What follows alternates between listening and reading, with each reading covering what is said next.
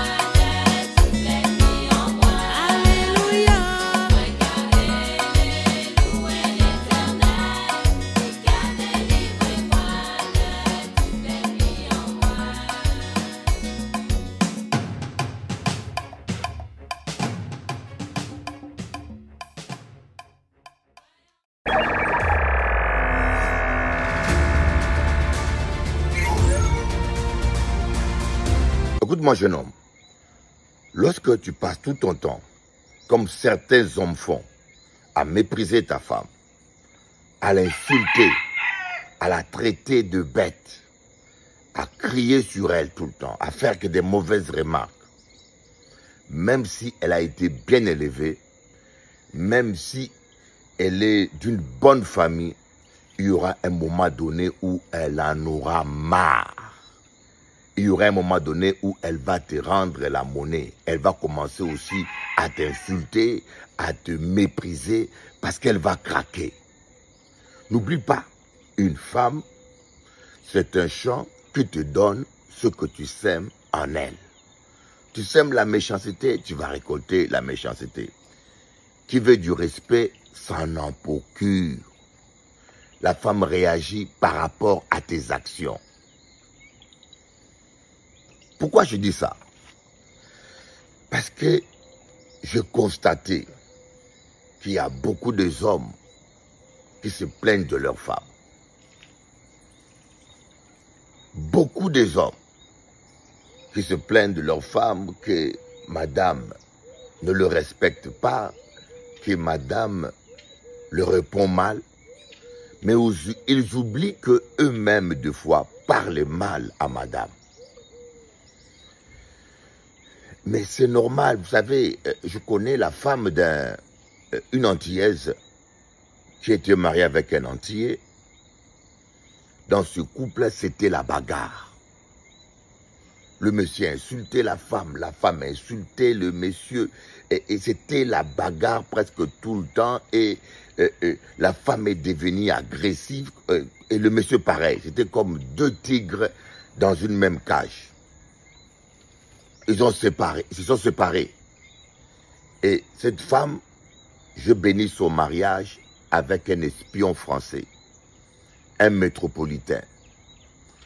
3 ans après, je rencontre la fille. La fille me dit, c'est la paix à la maison. Elle n'est plus nerveuse. Je dis, mais comment tu n'es plus nerveuse? Elle m'a dit, Bishop Eli, cet homme-là est un homme calme. Je suis allé chez lui avec mes mauvaises habitudes. Je commençais à crier, je commençais à m'énerver. Mais je me suis rendu compte qu'il ne s'énervait pas, qu'il ne répondait pas à mes insultes, à mon mauvais comportement, et je me suis senti ridicule, et je me suis calmé, je me suis apaisé, Et maintenant, on vit dans la paix. Vous comprenez? Dans un couple, l'homme ou la femme peut changer.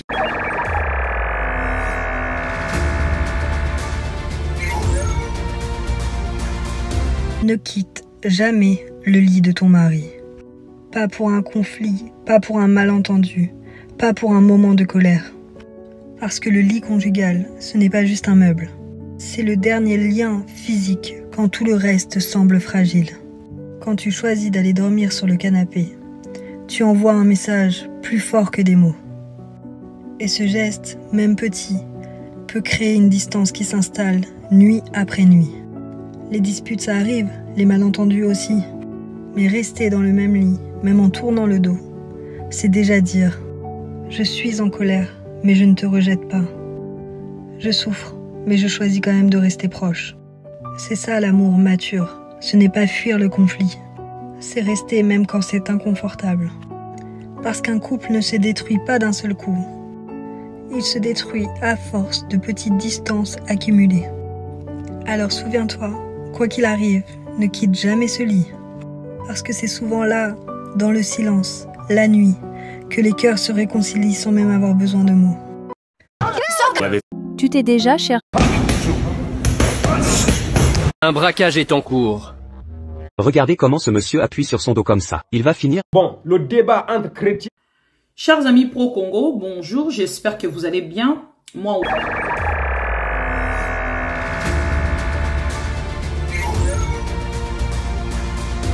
Tous les hommes plus âgés disent toujours « épouse jamais une femme qui a eu beaucoup de partenaires ». Ils nous disent « jamais pourquoi ». J'ai fait mes recherches et voilà 10 choses que j'ai découvertes sur les femmes qui ont eu beaucoup de partenaires. Garde cette vidéo en favori. La vérité choquante sur pourquoi faut jamais épouser une femme qui a eu beaucoup de partenaires. Numéro 1, elle a des besoins impossibles à satisfaire. Si t'épouses une femme avec un passé rempli d'hommes, elle va forcément continuer à chercher de l'excitation ailleurs. Quand t'es habitué à un certain style de vie, c'est dur de changer. Numéro 2, son âme est détruite pour toujours. Une femme qui a eu beaucoup de relations, elle garde des blessures émotionnelles impossibles à gérer. Numéro 3. Quand une femme a été avec plusieurs hommes, se contenter d'un seul, ça devient impossible pour elle. C'est comme manger toujours la même chose, après avoir goûté plein de saveurs différentes. Elle va regretter sa vie d'amour. Numéro 4. T'auras des problèmes d'intimité. Épouser une femme avec un passé comme ça va créer des situations super gênantes. Il y a des chances que des gens que tu connais soient au courant. Ça va détruire ton respect et ton intimité. Numéro 5. Tu vas finir par élever l'enfant d'un autre. Une femme qui a eu plusieurs partenaires, elle pourrait te présenter un enfant qui est pas le tien. S'il y a des disputes, elle va se venger en allant voir ailleurs. Numéro 6, sa seule solution c'est toujours le sexe. Quand elle s'ennuie, elle cherche le sexe. Quand elle est triste, elle veut du sexe. Quand elle est heureuse, elle veut du sexe. Je te le dis, quand tu seras pas là, elle ira voir quelqu'un d'autre. Numéro 7, elle a sûrement eu plusieurs avortements. Une femme avec beaucoup de partenaires, elle a eu plein de grossesses. Si ses relations sont pas sérieuses, elle a dû les arrêter. Numéro 8, elle est pas pure. Un vrai homme cherche une femme saine, sans problème, pour avoir des enfants en bonne santé. Pas quelqu'un avec un passé qui peut tout gâcher. Numéro 9, elle partira. Fais gaffe, une femme avec plus de 5 partenaires. Elle a 60 à 80% de chances de divorcer. Numéro 10, tu seras jamais assez bien. Tu vas toujours te comparer à ses ex, en te demandant s'il la satisfaisait mieux que toi. La pression de faire mieux qu'eux au lit, ça va te rendre fou et détruire ta confiance. Si tu veux savoir comment la faire revenir vers toi facilement, clique le lien sur mon profil, je te garantis que ça va t'aider. Tous les hommes...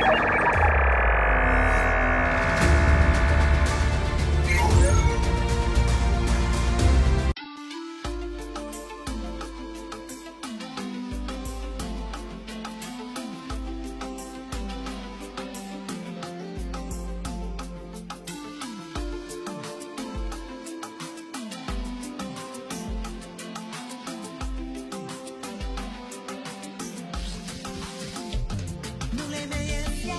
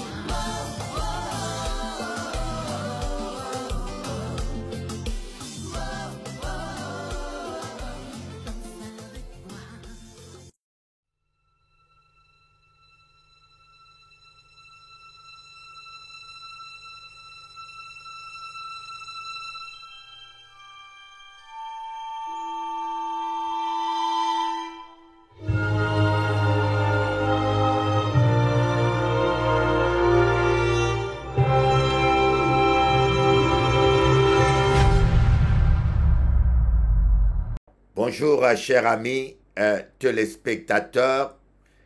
J'aimerais vous dire, c'est une grande joie pour moi de pouvoir partager avec vous la parole de Dieu, la parole de vie. Que la paix de Jésus-Christ soit en vous. Ah ben oui, je viens tout de suite de recevoir un message pour vous. Que la paix de Jésus-Christ inonde votre cœur. Ne laissez pas les soucis étouffer la parole de Dieu dans votre cœur. Ne laissez pas les soucis, voyez, dans la vie d'aujourd'hui, il y a tellement de problèmes, n'est-ce pas? Mais je peux vous dire, dans la vie d'aujourd'hui, il y a tellement de problèmes, mais vous ne pouvez pas vous imaginer. Et si vous laissez les soucis que génèrent ces problèmes prospérer dans votre cœur, il n'y aura plus la place pour le Saint-Esprit. Comme on dit, qui vivra verra. Oui, qui vivra verra. Et en Europe, mais vous savez, ceux qui sont en Afrique, ils pensent que l'Europe c'est facile. C'est ce que vous croyez. Vous savez, en Afrique, vous pouvez ne pas payer les impôts, vous dormez bien. D'ailleurs, au Congo, il n'y a même pas d'impôts. Je ne sais pas si les gens payent les impôts au Congo. Vous voyez, toute l'économie du pays est basée que sur le minerai, sur le sous-sol. Mais en France, l'économie est basée sur les impôts. On gouverne et aménage ce pays avec les impôts. Mais les impôts ne vous oublient pas.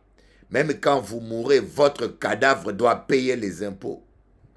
On m'a dit que les gens louent le cimetière, là où on enterre les gens au cimetière, c'est une location, je crois, de 10 ans ou de 15 ans et qui doit être renouvelée. Et si vous ne payez pas le renouvellement, on prend le corps, on les jette à la poubelle. Vous devez payer tout. Et c'est là où beaucoup de gens tombent dans le piège. Voyez, vous devez payer, même quand vous achetez une maison, vous devez payer les impôts chaque année pour la maison. Et quand vous laissez la maison à vos enfants, vous devez payer plus de 80 000 euros. 80 000 euros pour une maison que vous avez déjà payée, pour une maison pour laquelle vous avez payé des impôts toute votre vie et votre propre enfant, avant qu'il ne puisse profiter de cette maison, vous devez encore payer 80 000. Bon, en fin de compte, les gens en France, ils sont comme des esclaves de l'État. Des esclaves de l'État. Des esclaves. Et dernièrement encore, ils ont parlé de payer des impôts pour les chiens et les chats. Bon, à Londres, on paye les impôts pour les animaux domestiques. On ne sait pas où on va, voyez. Mais tout cela, c'est pourquoi? C'est pour trouver l'argent, pour faire des armes et aller faire la guerre en Ukraine, soutenir l'effort de guerre. Moi, je suis contre toute forme de guerre, voyez. Je suis contre la guerre, à part la guerre défensive. Quand on vous envahit, vous devez vous défendre. Comme dans la République démocratique du Congo, on est en train de se défendre contre un envahisseur qui est Kagame et le Rwanda. Mais je ne déteste pas les Tutsis parce que je crois qu'il y a des Rwandais qui sont avec nous. Ne tombez pas dans la haine parce qu'il y a des chrétiens rwandais qui sont contre la dictature de Kagame, qui sont contre la politique de Kagame. Mais là où il y a la dictature, vous n'avez pas la liberté. Quand vous contestez, on peut vous arrêter pour votre vie. Voilà pourquoi je dis aux bien-aimés congolais, n'ayez pas la haine aveugle contre les Rwandais. La haine n'est pas bonne. Nous devons pardonner, nous devons prier. Au nom de Jésus, au nom de Jésus. Alors je disais que ne laissez pas les soucis étouffer votre cœur. Ne laissez pas. Jésus-Christ dit dans Matthieu, qui de vous, par ses inquiétudes, peut rajouter une coudée à la durée de sa vie? Qui de vous, par ses inquiétudes, peut rajouter une coudée à la durée de sa vie. Personne. Vous ne pouvez pas. Prenez d'abord conscience que les inquiétudes sont infructueuses. Les inquiétudes, s'inquiéter sur votre vie, pour votre lendemain, pour vos enfants, ça ne résout aucun problème. Ce n'est pas parce que vous vous êtes inquiété ou que vous êtes en train de vous inquiéter que vous allez trouver une solution. Parce que les inquiétudes ont comme résultat l'activation et l'excitation de vos émotions. Les inquiétudes vous amènent à la peur. Les inquiétudes paralysent votre intelligence. Vous savez, quand vous avez peur, comme on dit, la peur d'échec fait échouer. Il y a des gens qui échouent leur permis parce qu'ils ont peur d'échouer. Il y a des gens qui échouent les examens parce qu'ils ont peur d'échouer. La peur d'échouer fait même que même une meilleure équipe de football qui a peur d'échouer entame mal le match sans confiance et souvent encaisse des buts qui n'arrivent plus à remonter. Et la peur de foi est née à partir des inquiétudes. Et vous devez vaincre les inquiétudes. Ne laissez pas les inquiétudes envahir votre cœur. Voyez, Job dit, ce que je redoute, voilà ce qui m'arrive. Ce que je redoute le plus souvent, les inquiétudes engendrent la peur et la peur ouvre une porte à l'ennemi. Prenez conscience que la peur n'est pas un péché. La peur n'est pas un péché, mais la peur ouvre une porte à l'ennemi. Voyez, la peur est le contraire de la foi. La Bible dit, même Jésus, chaque fois qu'il priait pour un malade, il disait toujours, il te sera fait selon ta foi. Voyez, il ne te sera pas fait selon ton pasteur. Il ne te sera pas fait selon ton église, que vous soyez catholique ou évangélique. Il ne te sera pas fait selon ta piété ou selon ton jeûne, mais il te sera fait selon ta foi. Tu peux jeûner, prier, tu peux même aller voir le plus puissant pasteur inimaginable, mais si vous n'avez pas la foi, Dieu ne va rien faire dans votre vie. La parole de Dieu dit, mon juste vivra par sa foi. Malheureusement, beaucoup de gens mettent la foi plutôt dans les églises. Voyez, et c'est pour cela que nous voyons beaucoup de chrétiens caïnistes, des chrétiens vagabonds, errants, qui vont d'une église à une autre, s'imaginant qu'il y a une église qui va résoudre son problème.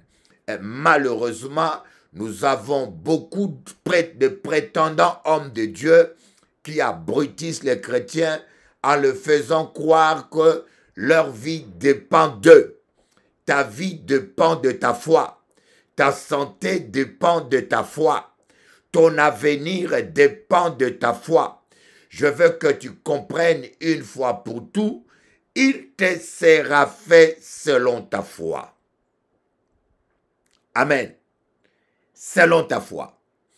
Et la peur, c'est le contraire de la foi. Dans la parabole du semeur, Jésus-Christ a dit, il y a des graines qui ont poussé, mais qui ont été étouffées. Il y a des graines qui sont tombées sur une terre rocailleuse, qui n'a pas pu prendre racine. Voyez.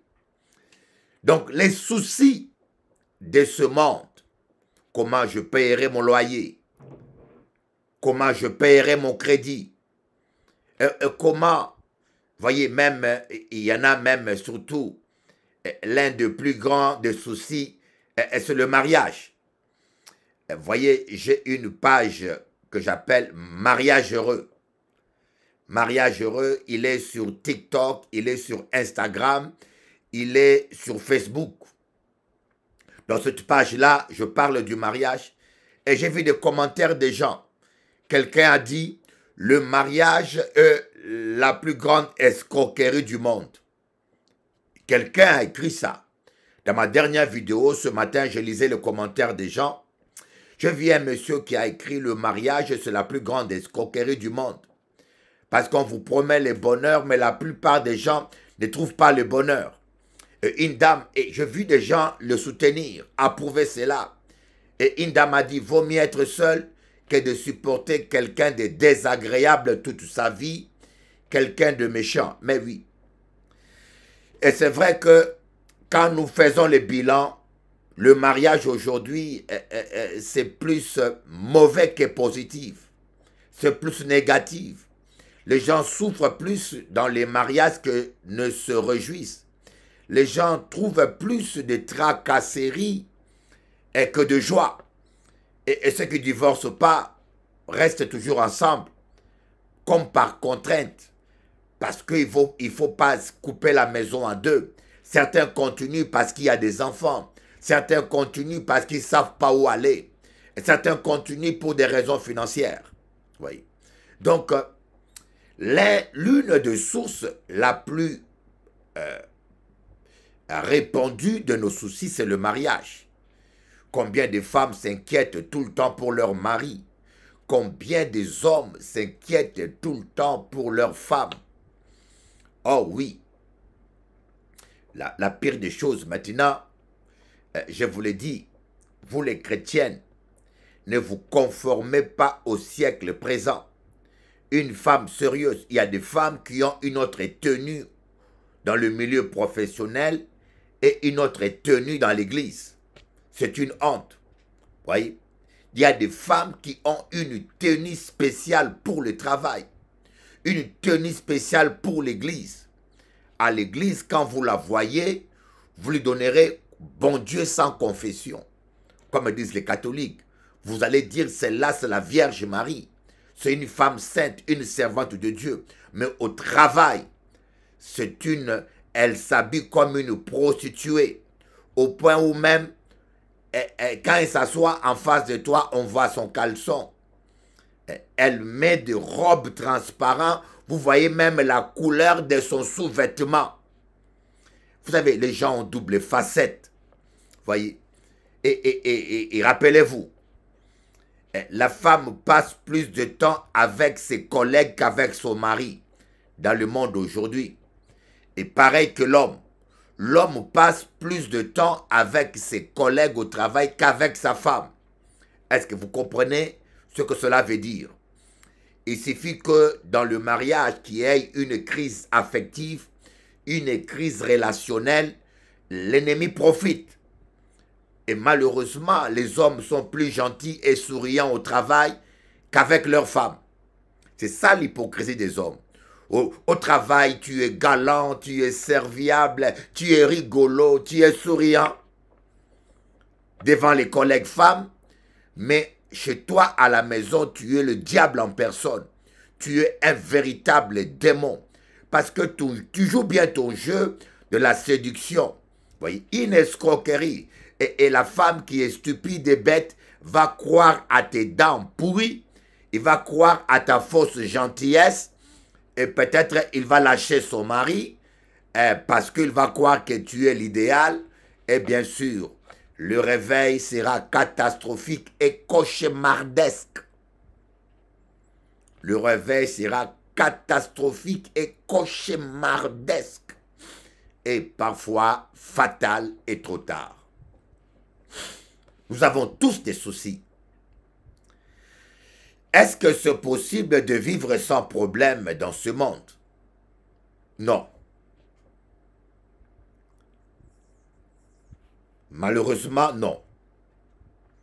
Et c'est ça le mensonge. On fait croire aux gens, venez à Jésus, vous n'aurez plus de problème.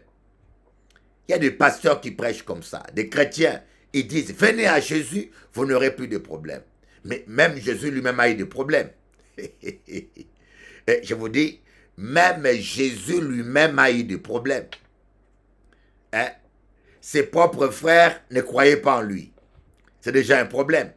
Quand vous avez tes propres frères qui ne croient pas en toi, Et deuxièmement, Judas volait à la caisse. Il devait payer des impôts, il n'avait pas l'argent. Il devait entrer à Jérusalem, il n'avait pas de transport. Et Jésus avait des problèmes sérieux. Lazare qu'il aimait était mort. Lazare qu'il aimait beaucoup, il était mort. Mais bonne nouvelle, Jésus avait toujours une solution. Alors moi, je ne vous annonce pas une vie sans problème. Je vous annonce une vie avec solution. Et la solution, c'est Jésus. Oui. Si vous laissez le Saint-Esprit vous conduire, si vous écoutez le Saint-Esprit, si vous êtes soumis au Saint-Esprit, vous aurez toujours la solution. Jésus-Christ a dit, venez à moi, vous tous qui êtes fatigués et chargés, et je vous donnerai du repos. Venez à moi. Voyez, le problème c'est que vous ne voulez pas venir à Jésus. Vous préférez aller vers les pasteurs. Vous préférez aller vers les églises, d'une religion à une autre, d'un pasteur à un autre. Voyez, venez à Jésus. Quand vous venez à Jésus, alors là, Jésus peut utiliser ton pasteur, il peut utiliser un corbeau, il peut utiliser un poisson, il peut utiliser un âne, il peut utiliser un païen, il peut utiliser qui il peut. Vous comprenez? Mais quand vous venez vers un homme, vous êtes limité. Vous êtes coincé. Beaucoup de gens ne cherchent pas l'Éternel. La parole de Dieu dit qu'il est bon de chercher continuellement la face de l'Éternel. Amen.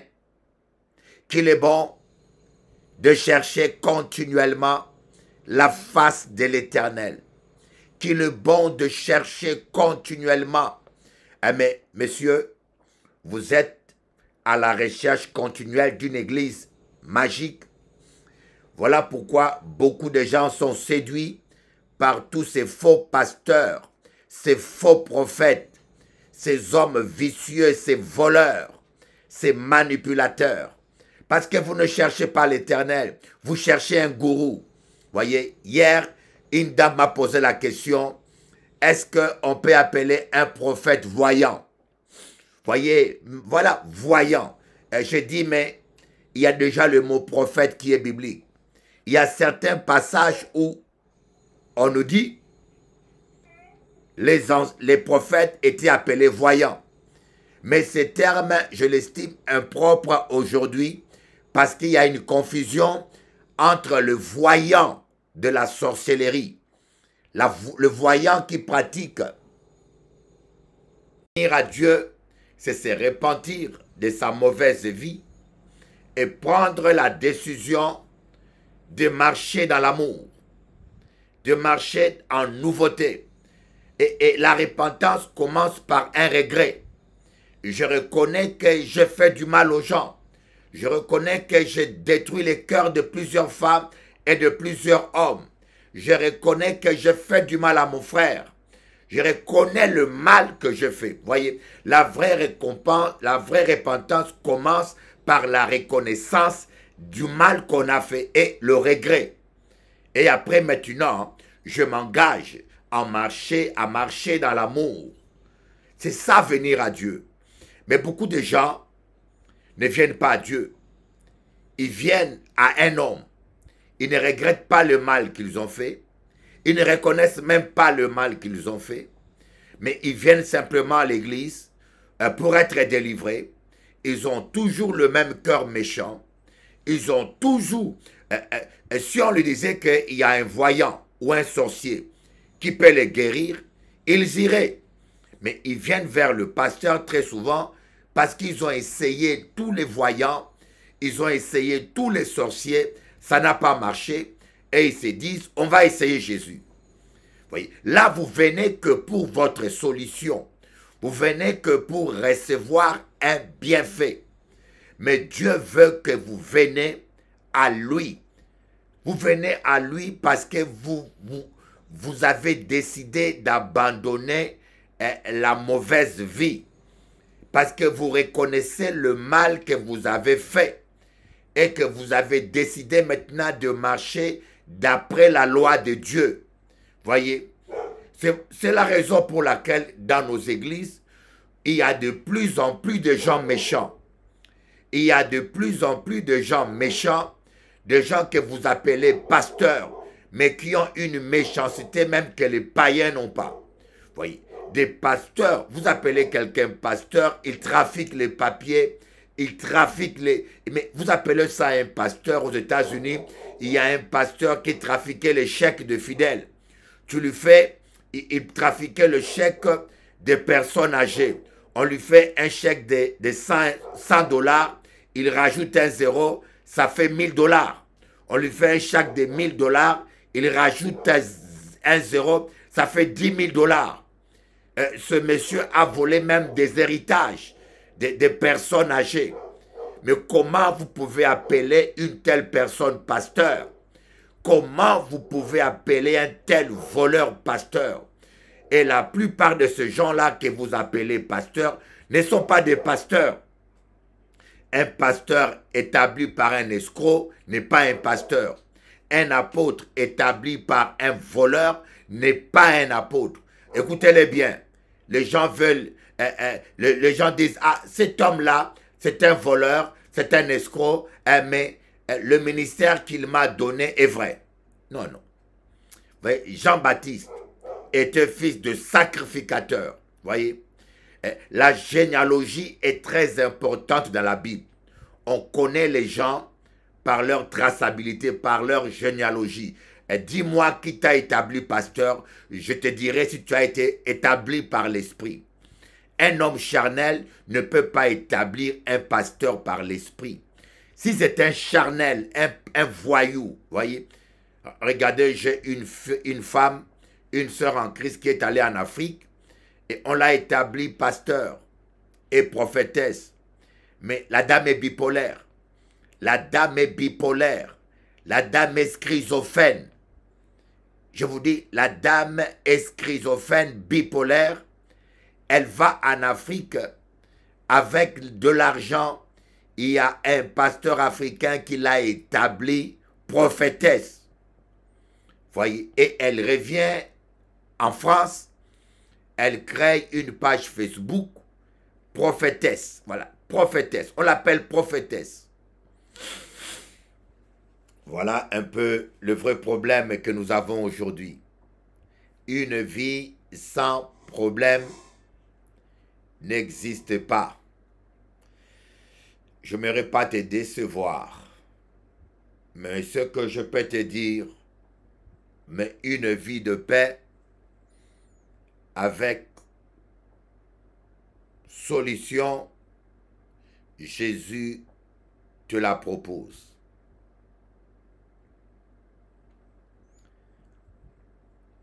Il dit dans sa parole, « Venez à moi, vous tous qui êtes fatigués et chargés, et je vous donnerai du repos. Venez à moi, vous tous qui êtes fatigués et chargés, et je vous donnerai du repos. » Dans Matthieu, il dit dans Philippiens, faites connaître à Dieu, ne vous inquiétez de rien. Faites connaître à Dieu tous vos problèmes. Et la paix de Dieu qui surpasse toute intelligence gardera vos cœurs et vos pensées en Christ.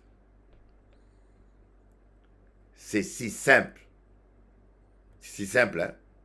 Faites simplement connaître à Dieu vos problèmes. C'est ça la solution. Seigneur, ça va pas. Aide-moi. J'ai une facture à payer, Seigneur. Aide-moi. Amen. Seulement ça. Ça paraît trop simple. Ça paraît trop simple. On vous dirait, pour avoir une solution pour ton problème, il faut monter sur un cheval, faire le tour de la ville. Vous allez croire. On vous dirait, pour être délivré et guéri, plongez 10 fois dans la mer. Et vous savez, en Guadeloupe, il y a des gens, à minuit, allez surveiller les plages. Allez bien surveiller les plages avec une caméra cachée. Vous allez voir des gens qui se déshabillent tout nus, à minuit, et qui font des cérémonies, d'autres qui poussent des hurlements, d'autres qui plongent 7 fois dans l'eau. D'après, à minuit, à la plage, les gens font des choses. Vous voyez, les gens croient. Mais Dieu est tellement simple qu'on a du mal à croire. Comment? Pour avoir la paix, pour avoir la solution, il suffit seulement de dire, Seigneur, je te laisse mon enfant entre tes mains, Jésus. Je te fais confiance. Prends soin de lui. Il suffit de dire simplement, Seigneur, je te laisse mon mari entre tes mains. Je te laisse mon épouse entre tes mains. Je te fais confiance. Prends soin de lui. Alors, quand vous faites cette prière-là, mais vous devez maintenant résister au doute. C'est ça le plus difficile. Refusez de vous inquiéter. Voyez. C'est un commandement. Ne vous inquiétez de rien. Ça veut dire que vous pouvez refuser les inquiétudes. Jésus-Christ, la parole de Dieu dit, ne vous inquiétez de rien. C'est-à-dire, il faut d'abord refuser l'inquiétude. On va voir cela. Amen. On va voir cela dans la parole de Dieu. On va lire cela. Ne vous inquiétez de rien, mais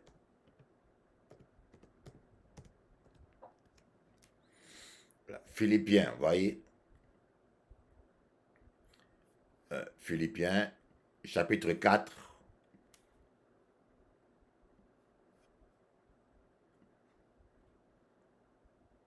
Philippiens, chapitre 4,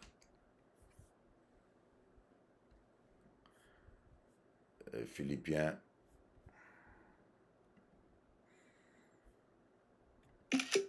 voilà, Philippiens, chapitre 4, on commence au verset 6. Ne vous inquiétez de rien. Commandement. Et vous savez que Dieu ne vous demandera pas de choses dont vous êtes incapable. Mettons-nous d'accord. Dieu ne vous demandera pas de choses dont vous êtes incapable. Dieu ne vous demandera pas des choses qui sont au-delà de vos efforts. Donc, prenez conscience que vous pouvez ne pas vous inquiéter. Ne pas s'inquiéter, c'est une question de décision. Je refuse de m'inquiéter. Voyez. C'est la première chose. Et après, mais en toute chose, faites connaître vos besoins à Dieu par des prières, des supplications, avec des actions de grâce. Ah oui. Mais le commandement, c'est ne vous inquiétez de rien. Donc, vous pouvez refuser l'inquiétude. Voyez, vous pouvez accepter de vous inquiéter tous les jours. Alors, quand je dis, en fait, c'est quoi s'inquiéter? C'est quoi s'inquiéter? Et c'est quoi, qu'est-ce que c'est que l'inquiétude? J'aimerais définir l'inquiétude dans un terme technique, pas selon Larousse, dans un terme technique et biblique. Les inquiétudes naissent des questions, des soucis, sans solution. Dans le mot inquiétude, il y a l'anxiété, il y a angoisse, il y a peur, il y a un état mental de doute, d'anxiété, de manque de paix, dû à des questions sans réponse. Voilà. Comment je mangerai? Je ne trouve pas de solution. Automatiquement, il y a des émotions qui naissent. Je me pose la question, comment est-ce que je paierai le loyer? Il y a toujours une question derrière l'inquiétude. Il y a une recherche d'une réponse. Si je dis comment est-ce que je paierai le loyer? Ah, j'ai l'argent dans mon compte. Il y a une réponse, il n'y a pas d'inquiétude. Il y a une paix. Mais quand je me pose la question, comment est-ce que je paierai le loyer? Il n'y a pas une réponse. Mais où trouverai-je l'argent? Il n'y a pas une réponse. Il y a l'anxiété qui s'installe. Il y a les doutes qui s'installent. Il y a l'angoisse qui peut entrer. Il y a la peur. Vous voyez, tout cet état émotionnel, on appelle ça inquiétude. Mais pourquoi cette inquiétude est née en moi? Pourquoi est-ce qu'il y a l'angoisse, il y a l'anxiété face à un problème? C'est parce que j'ai une question qui n'a pas de réponse. Donc, l'inquiétude est une démarche technique. Comment est-ce que je vais me déplacer? Je ne sais pas. Mais comment est-ce que je ferai? Je ne sais pas.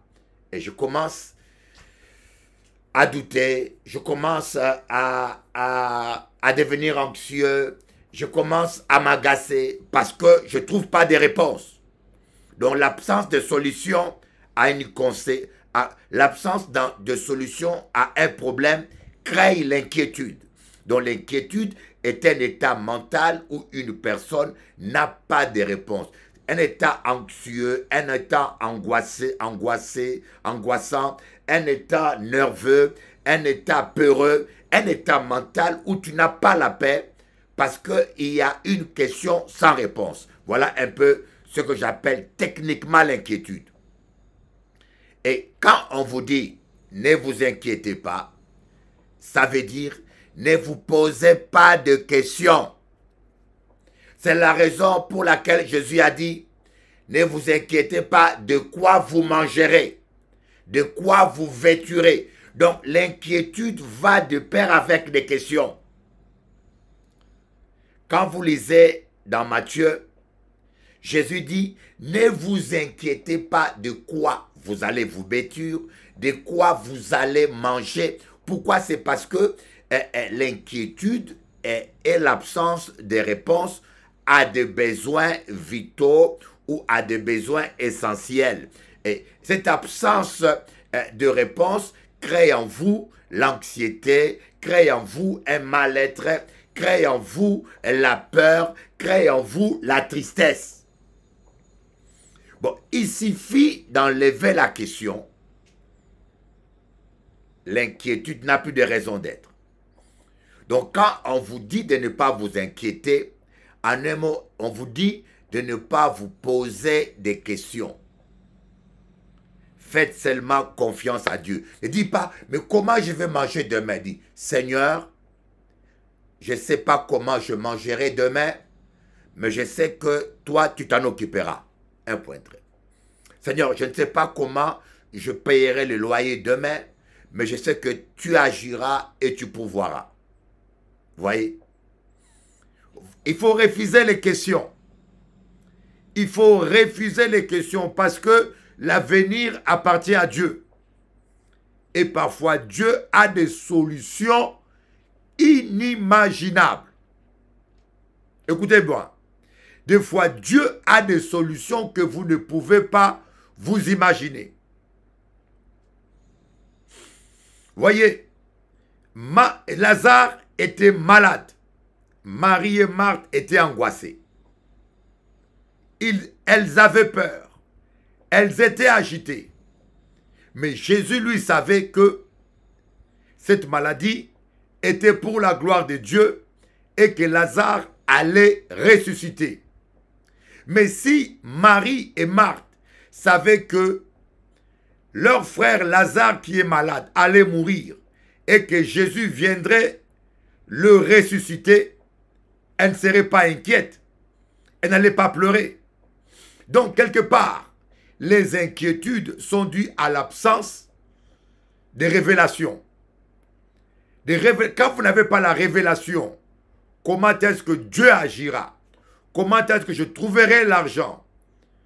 Automatiquement, le manque de révélation fait que vous êtes dans l'angoisse. Donc, la seule manière de vivre dans la paix, c'est d'être toujours en communion avec le Saint-Esprit. Quand vous êtes en communion avec le Saint-Esprit, lorsqu'il y a une question sans réponse, le Saint-Esprit vous donnera la réponse. Lorsqu'on a demandé aux disciples de payer les impôts, on a dit à Jésus, il faut payer les impôts. La caisse était vide. Le Saint-Esprit a révélé à Jésus où se trouvait l'argent, dans la bouche d'un poisson. Voyez, lorsqu'il fallait entrer dans Jérusalem et que Jésus n'avait pas le moyen de locomotion, le Saint-Esprit a révélé à Jésus où était un âne qui était attaché. Voyez, pour vivre sans inquiétude, vous devez être en communion avec le Saint-Esprit.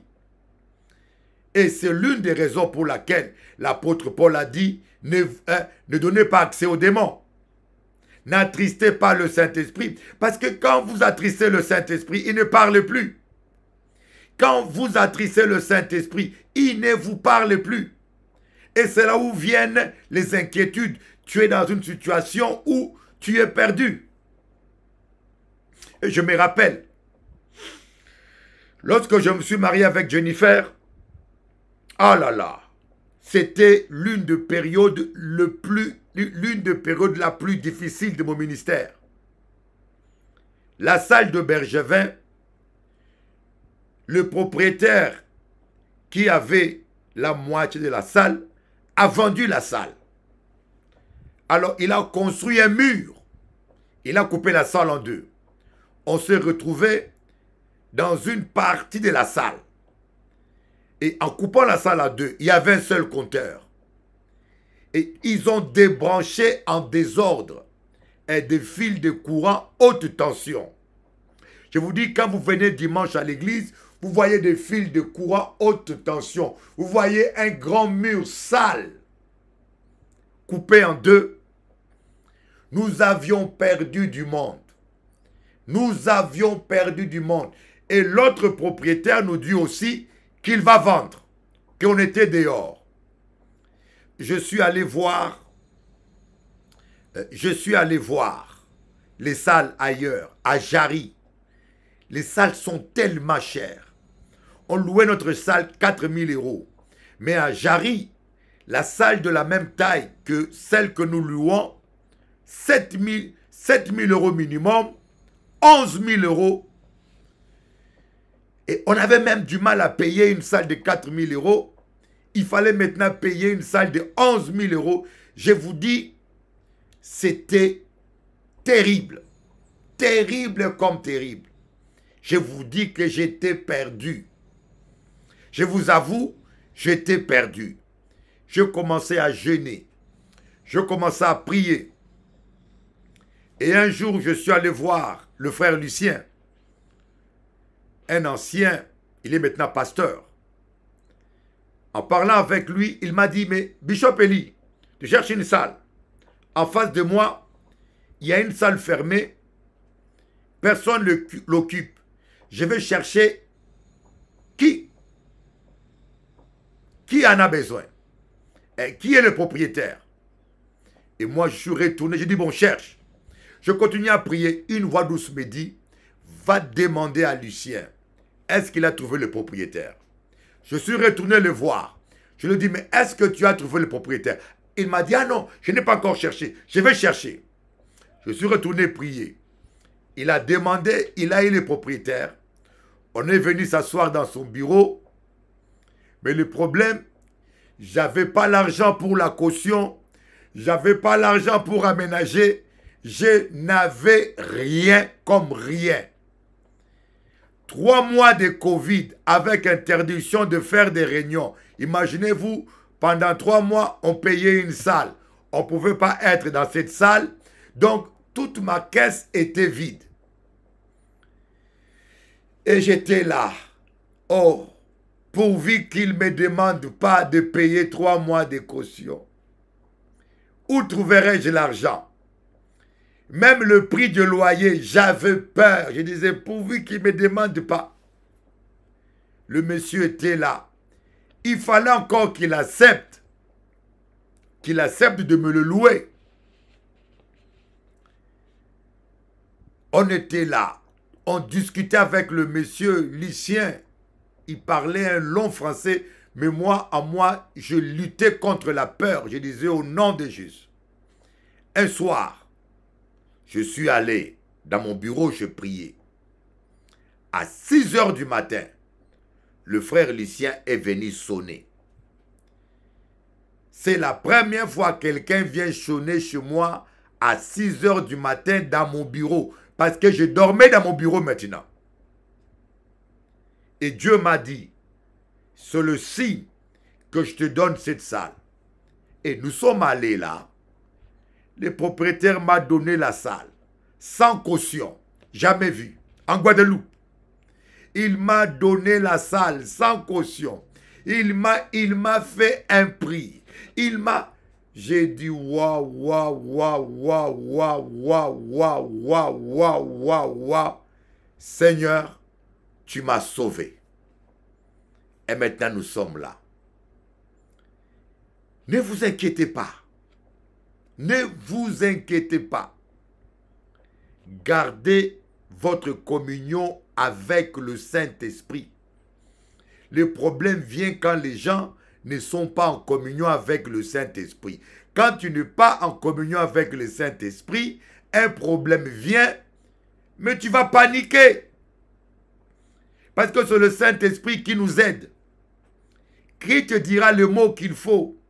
Qui te montrera la stratégie qu'il faut et qui te donnera une réponse à des questions sans réponse.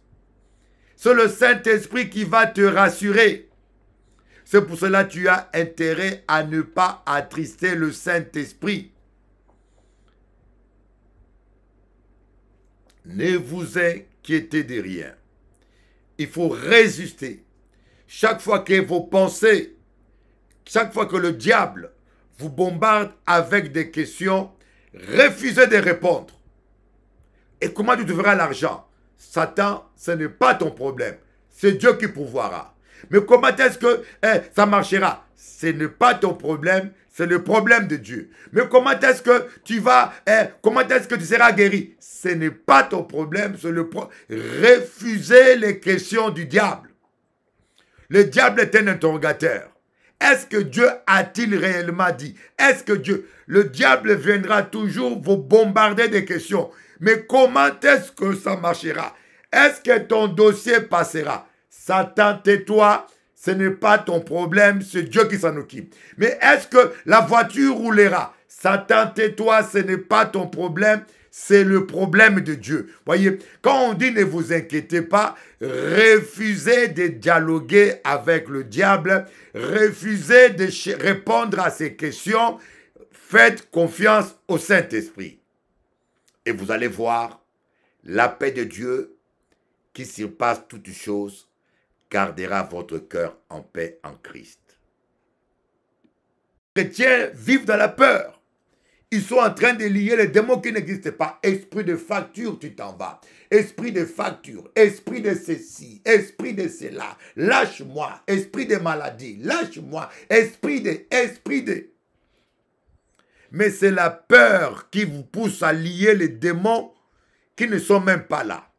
Et les prières de peur n'ont pas de résultats. C'est la prière de la foi qui a des résultats. Dieu a dit à Moïse, pourquoi cries-tu? Moïse, pourquoi cries-tu? J'ai la solution. Prends ton bateau, frappe la mer. Parfois, nous croyons prier alors que nous sommes en train de crier. Parfois, vous pensez lier les démons alors que vous êtes simplement en train de crier « Au nom de Jésus! Au nom de Jésus! Satan, tu es lié! » Mais tu n'es en train de lier rien du tout parce que ta prière est inspirée par la peur et non par la foi. La vraie prière, elle est inspirée par la foi et la foi dans sa parole. Résistez au doute. Résistez au doute. Refusez les questions du diable. Satan, ce n'est pas ton problème. Ce n'est pas mon problème non plus. C'est le problème du Saint-Esprit. Je fais confiance à Dieu. Il pourvoira. Je ne sais pas comment. Je ne sais pas comment, mais je sais qu'il pourvoira. Je ne sais pas quand, mais je sais qu'il pourvoira. Parce qu'il est Dieu. Il m'a promis. Il ne peut pas mentir. C'est la seule manière de vaincre les inquiétudes et de laisser la place au Saint-Esprit.